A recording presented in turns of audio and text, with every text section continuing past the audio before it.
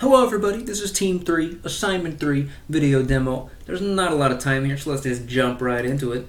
See here, we can open the elliptical child, open the rectangular child. You can do more than one for each, and you click and drag it wherever you want on the screen. You right click, you can change the color to whatever you want. There you go, blue, lighter shade of blue.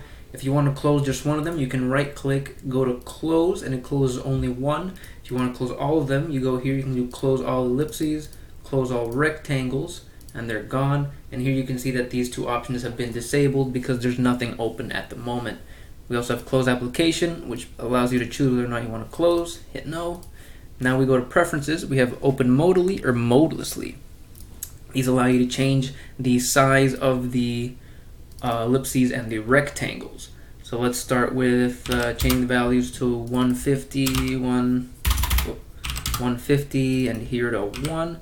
Then you click OK, and then we open it, and as you can see, the rectangles and the ellipses have gotten bigger. So if we go back, we can also see that the sizes have been saved to what I input them as. I know that the apply button here is supposed to be disabled. We were unfortunately unable to get that part done. And if we go here, change it to 250 and hit cancel, go back in, you see it hasn't changed at all. Now, modeless, what it does is the same thing, except that it will allow us to hit apply here and actually change the values and open new children without closing this dialog here. The modal one does not allow us to do that. Also, if I do this, you can see we have error messages. Boom, do 0, boom, and then it doesn't let us close. Okay, now that should be it. Let's take a look at some of the code. The base form here, this is just this allows us to change the color of the shapes and allows us to move them. This here changes the color, nothing really too hard there. And this here is, these three is what allows us to move them around. It lets you know that it sends a flag that lets the computer know that the mouse has been pushed. And then it does some arithmetic that allows you to update the position of the shape in time as you move your mouse. And then when you let go of the mouse, it realizes that and stops sending the position location. And so when you move the mouse around, nothing happens. Next, let's take a look at the main form. These disable the close all at the start since there's nothing. This allows you to add the preferences dialog to the main menu item. Here is where we create this allows us to open elliptical child, open rectangular child tool strip menu item. So here, this is where you click open rectangular child and it opens it. So here you just create an elliptic child with the width and the ratio gotten from prefs, which is a class that I created here.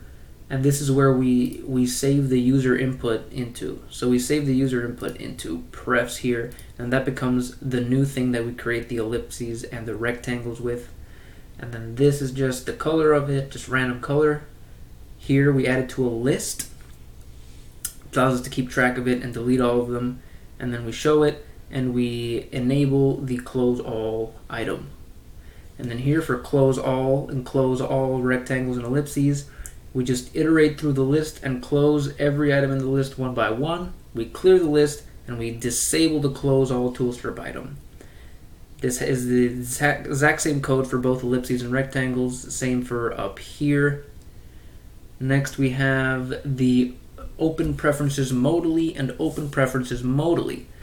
So this first part is the same for both. You just create a preferences dialog object and you set the default values when you open it to whatever is in prefs. So this is what you see when you first open the dialog. It's whatever is in prefs, which again is this here. And then here if there is something in the dialog, so if you made any changes to the width or the height or whatever, then this takes whatever you changed and sets it to preferences. So this updates the preferences to whatever you put in and allows you to make changes to the size, and it saves it. And then for modelessly, it's a bit different. The first part is the same. The second part here is a bit different. We use a method called apply prefs, which is here, which does the same thing as this and updates the prefs with whatever the user input. And we also have this apply callback, which is a variable that I created here, apply callback. So first we created this type called apply callback that takes a preferences dialog. Then we created a variable or a property called apply callback. And this is what we use here. So every time you call apply callback, it's going to point to apply prefs.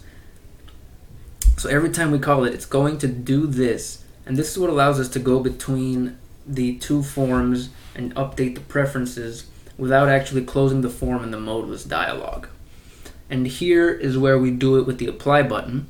So if it's not modal, then you call apply callback with this, which is a preferences dialog, and then all it does is it just calls this method here and allows us to update it without closing the form when you click the apply button. So now, finally, let's take a look at the rest of the preferences dialog. These are just some getters and setters for the width, the height, and the ratio. Pretty simple. Nothing too crazy here. Now we have the OK button. This, if it's modal, then it just does it normally, saves the values normally. Otherwise, you call apply callback, which again just calls this method here, and then it closes. Cancel button, pretty straightforward. And then here we have the validation and the error messages, also pretty straightforward. If there's something in it, then you verify that the text in it is correct and valid. Otherwise, you give an error message. Pretty straightforward. Same for all three. Nothing too difficult there. So that should be about it. Thank you so much for watching. Have a good day.